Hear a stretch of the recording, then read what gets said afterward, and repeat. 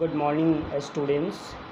You are most welcome in this first part of Unit 4, Chapter The People's President.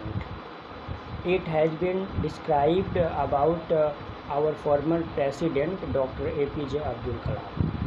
Dr. APJ Abdul Kalam has given a lot of messages for our life to sustain peaceful in this world. Although he made missiles, but he talked of peace. On this matter, I am just going to talk. Here, I shall discuss this chapter both in English and in Hindi. Sentences wise. Dr. APJ Abdul Kalam was an useful personality who made missiles but talked of peace. Education for all the empowerment of students, as he was convinced that the young generation was the hope for the future. Doctor APJ Abdul Kalam एक असामान्य व्यक्ति थे जिन्होंने मिसाइलें तो बनाई लेकिन शांति की बात की, सभी के लिए शिक्षा और छात्रों के सशक्तिकरण की बात की, क्योंकि उन्हें विश्वास था कि युवा पीढ़ी अपने शब्दों में भविष्य की आशा की थी. I will keep the lamp of knowledge burning to achieve the vision developed India. मैं विकसित भारत को प्राप्त करने के लिए ज्ञान का दीपक जलाता रहूँगा. This is exactly what Dr. APJ Abdul Kalam did, igniting young minds to learn, to question and dream of fulfilling their goals in life. यह सही है कि डॉक्टर कलाम ने जीवन में अपने लक्ष्यों को पूरा करने के सवाल और सपने देखने के लिए युवा दिमाग को प्रज्वलित करने के लिए प्रेरित किया था. Now, second paragraph of this chapter. Dr. Kalam was born on 15th October 1931 in Rameswaram, Tamil Nadu. Doctor Kalam का जन्म तमिलनाडु के रामेश्वरम में 15 अक्टूबर सन 1931 को हुआ था. He was the youngest sibling of 4 brothers and a sister. वह 4 भाई बहनों में सबसे छोटे भाई थे.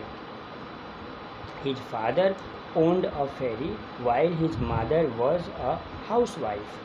उनके पिताजी के पास एक नाव था और उसी नाव से वो अपने घर परिवार का भरण पोषण करने के लिए 2 पैसे कमाते थे, जबकि उनकी माताजी जो थी वो गृहिणी थी. The family lost much of its property and wealth when Dr. Kalam was young, and he sold newspapers to supplement the family's income. जब परिवार ने अपनी संपत्ति को खो दी तो उस वक्त डॉक्टर कलाम छोटे थे और उन्होंने अखबार बेचकर अपने घर की समस्याओं को सॉल्व करने का कोशिश किया. अपने घर के खर्चे की पूर्णता के लिए या पूरा करने के लिए उन्होंने अखबार भी बेचा. Although he was an average student at school, हालांकि वो विद्यालय में एक औसत विद्यार्थी थे. He took great interest in mathematics. उनकी गणित में बहुत अधिक अभिरुचि थी. And was devoted to his studies. और अपने पढ़ाई के प्रति, अध्ययन के प्रति काफ़ी आसक्त थे. He completed his schooling from Esquarters Higher Secondary School Ramananthapuram and went on to attend St. Joseph's College. उन्होंने अपनी स्कूली शिक्षा स्क्वाटर्स माध्यमिक विद्यालय रामानंथपुरम से पूरा की और सेंट जोसेफ कॉलेज जो कि तिरुचिरापल्ली में स्थित है वहाँ से उन्होंने स्नातक भौतिक विज्ञान में की. He then went on to study aerospace engineering at the Madras Institute of Technology. उसके बाद वो फिर आगे की अध्ययन करने के लिए एरोस्पेस इंजीनियरिंग इस कोर्स की पढ़ाई करने के लिए वो मद्रास चले गए और उस मद्रास में उन्होंने मद्रास इंस्टीट्यूट ऑफ टेक्नोलॉजी से एरोस्पेस इंजीनियरिंग की शिक्षा प्राप्त की. अब यहाँ पर मैं आपको बता दूँ एरोस्पेस इंजीनियरिंग क्या है. एरोस्पेस इंजीनियरिंग का मतलब होता है अंतरिक्ष इंजीनियरिंग.